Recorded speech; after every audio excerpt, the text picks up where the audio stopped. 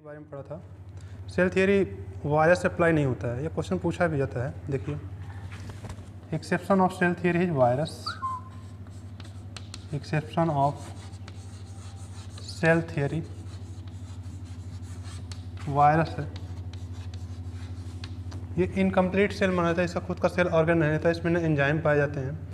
ये होस्ट से दूसरे से परपोसी दूसरे से मतलब अपना न्यूट्रिशन प्राप्त करता है, एंजाइम एक्टिविटी प्राप्त होता है, उसी के अंदर सजीव के अंदर ही जब जाएगा तो वहाँ से ये न्यूट्रिशन प्राप्त करेगा, वहाँ पे इसके एंजाइम एक्टिविटी होगी, वहीं अपने नंबर ऑफ सेल्स इंक्रीज करता है, सजीव में ही करता है। एक इम्पॉर्टेंट है वायरस के बारे में, और जो वायरस होता है एक connecting link between living and non living, living and non living.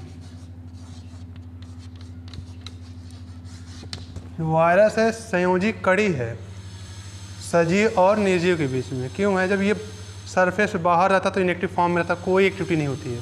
Just जैसे ये सजीव के अंदर एंट्री करता है वहाँ पे ये न्यूट्रिशन प्राप्त करेगा, अपने नंबर ऑफ सेल कंटिन्यूस बढ़ाता जाता है। इसी कारण से बोलते हैं सजीव के बीच की, सजीव और निर्जीव के बीच की कड़ी माना जाता है। किसको? वायरस को माना जाता है। ठीक, कोशिकाओं की आकृति देखेंगे और आकार देखेंगे। कोशिकाओं की आकृति,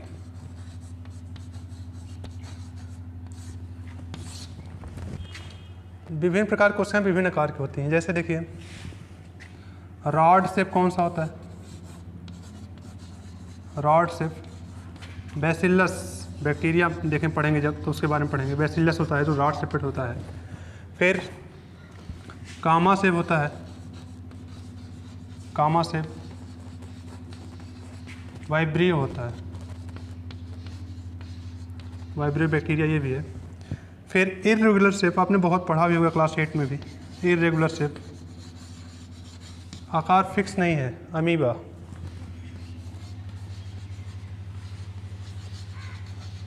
अमीबा, ठीक। अब देखेंगे स्मॉलेस्ट, सबसे छोटी कोशिका क्या है? स्मॉलेस्ट सेल माइकोप्लाज्मा, माइकोप्लाज्मा जिसे पीपीएलओ भी बोलते हैं, ये बैक्टीरिया का एग्जाम्पल है। प्लूरो निमोनिया लाइक ऑर्गेनिज्म, ठीक। Largest cell egg of ostrich, शुतुरमुर्ग का अंडा जो होता है वो सबसे लार्जेस्ट एग है, सेल है। लॉन्गेस्ट सेल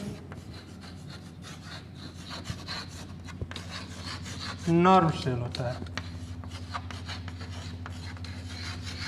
नर्व सेल होता है, ठीक। कोशिका में जैविक क्रियाएं क्या क्या होती है उसके बारे में देखेंगे थोड़ा। कोशिका में जैविक क्रियाएं, biological process in cell, biological process in cell. हम जानते हैं जो जीव बना है, सजीव बना है, वो कोशिकाओं से मिलकर बना है। सजीव में जो जिस प्रकार कोशिकाएं होती है, जैसे पोषण हुआ, पाचन हुआ, उत्सर्जन हुआ, श्वसन हुआ, ये सब सभी क्रियाएं कोशिका के अंदर ही होता है, ठीक। ये थे मतलब कि क्या क्या बायोलॉजिकल प्रोसेस होते हैं कोशिकाओं में, उसके बारे में, ठीक। हम देखेंगे कोशिकाओं के प्रकार, कोशिकाओं के प्रकार।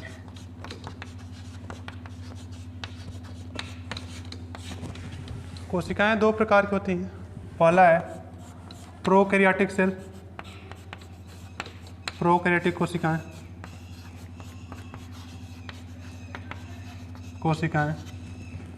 दूसरा है यूकैरियोटिक कोशिकाएं, यूकैरियोटिक कोशिकाएं। प्रोकैरियोटिक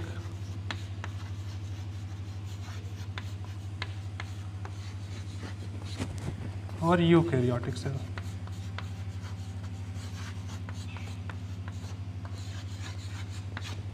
नाम से क्लियर है। प्रो मतलब प्रिमिटिव,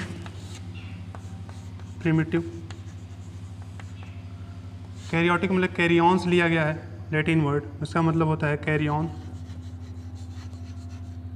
जिसे न्यूक्लियस बोलते हैं। ऐसे सेल्स, ऐसी कोशिकाएं हैं जिनमें प्रिमिटिव न्यूक्लियस हो, स्टार्टिंग में न्यूक्लियस हो, उन्हें प्रोकैरियोटिक बोलते हैं।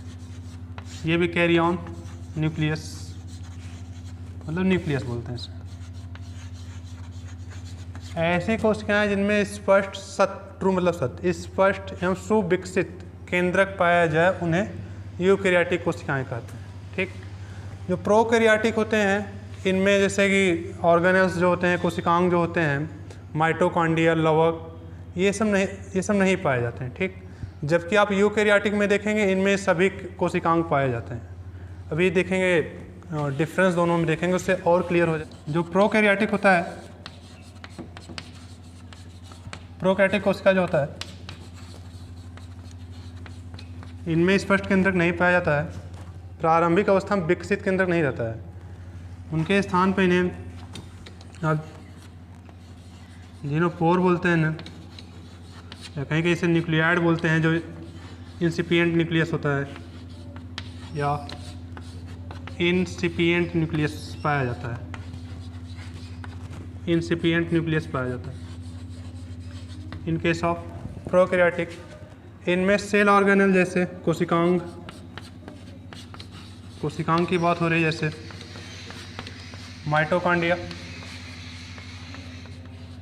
माइटोकॉन्ड्रिया, लवक,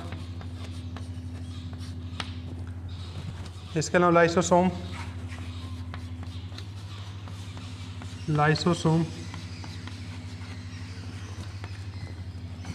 गोल्जी काय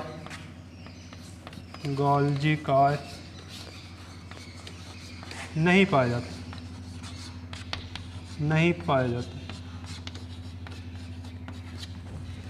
इनमें जो आनुवांशिक पदार्थ होता है, डीएनए, वो क्या होता है, सर्कुलर। जो डीएनए होता है, डबल स्टैंडर्ड कहीं कहीं दिखता है, सर्कुलर होता है,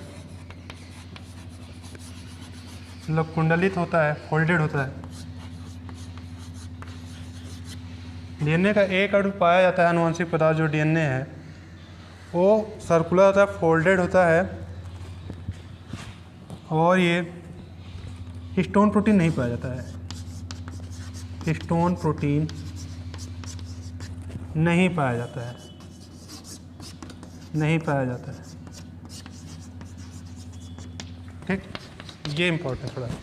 सर्कुलर होगा, फोल्डेड होगा, हिस्टोन प्रोटीन नहीं पाया जाएगा।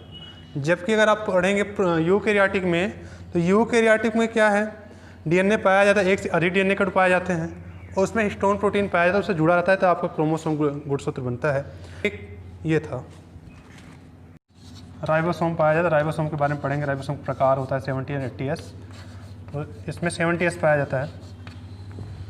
इसके एग्जाम्पल्स क्या क्या हैं प्रोकैरियोटिक सेल्स के? बैक्टीरिया,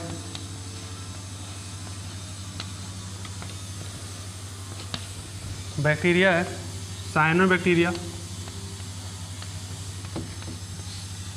साइनोबैक्टीरिया, इसे बीजीए बोलते हैं, ब्लू ग्रीन एल्गी बोलते हैं इसे।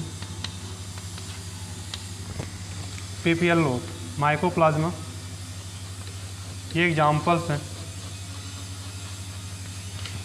प्रोकैरियोटिक सेल्स के। ठीक, तो हम लोग पढ़ेंगे यूकैरियोटिक सेल्स के बारे में। यूकैरियोटिक सेल, यूकैरियोटिक कोशिका।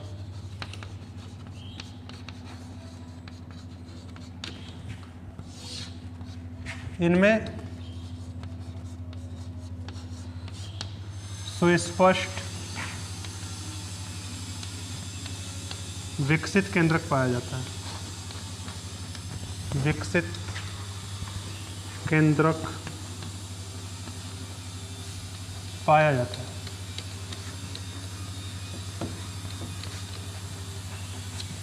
ठीक, इसमें कोशिकांग,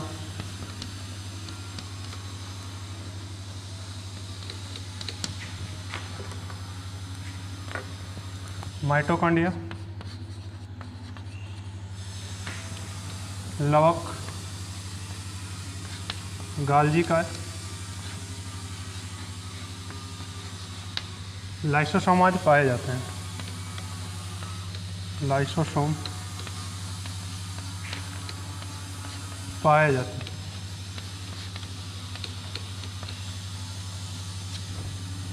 इसमें आनुवांशिक पदार्थ गुणसूत्र जो होता है केंद्रक के अंदर होता है, जो कि जो डीएनए है गुणसूत्र के साथ DNA, histone protein, histone protein, histone protein का जो नेचर होता है वो क्षारीय होता है, ठीक, ये याद रखना है। हमने पढ़ा होगा क्लास 8 में आम्ल क्षार ये सब बारे में, तो ये क्षारीय प्रोटीन होता है, के साथ जुड़ा रहता है, के साथ जुड़ा रहता है, ठीक, ये था। जो इसमें गुणसूत्र होता है डीएनए हिस्टोन प्रोटीन के साथ जुड़ा रहता है, ये केंद्रक में पाया जाता है, और केंद्रक के चारों तरफ आवरण होता है, मेम्ब्रेन बाउंड ऑर्गेनल होता है, ये जो होता है केंद्रक। जबकि आप प्रोकैरियोटिक में देखा तो ऐसा कुछ नहीं था, मतलब सुविकसित केंद्रक था ही नहीं, तो वहाँ पे उसका आवरण कोई था ही नहीं, कोई केंद्रक आवरण था ही नहीं वहाँ पे। इसके एग्जाम्पल्स देखिए क्या क्या हो सकते हैं। पहले देखिए इसमें 80S राइबोसोम पाया जाता है, 80S राइबोसोम पाया जाता है, पाया जाता है, ठीक। इसके एग्जाम्पल्स देखिए, सभी पादप,